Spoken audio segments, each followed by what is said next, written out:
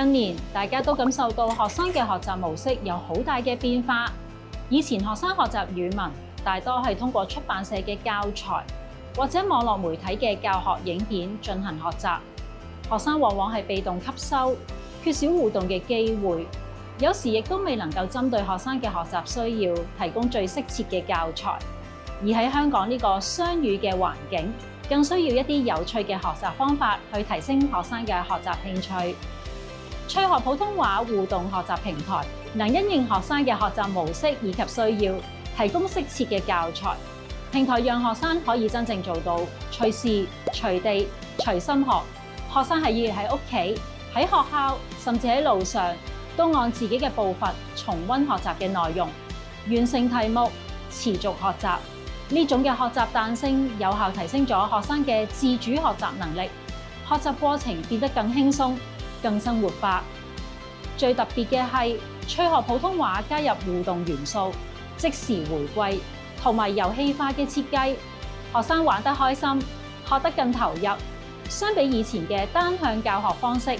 而家嘅學生更主動、更有動力去學。而對老師嚟講，我哋都能夠更容易掌握學生嘅進度同埋理解程度，針對學生嘅需要調整教學。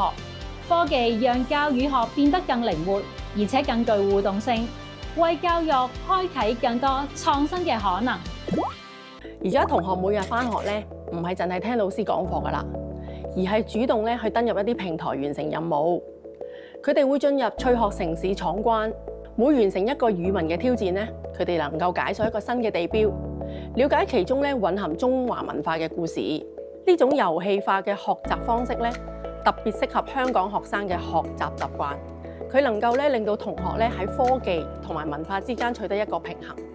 咁亦都令我哋老師咧容易去採納嘅。甚至乎一直咧比較被動嘅同學都會主動參與，同同學交流。另外有學生咧喺節日風俗專區裏面完成咗中秋節嘅任務，佢哋主動去研究傳統風俗，甚至返到屋企咧同屋企人一齊製作迷你月餅，仲影相上傳。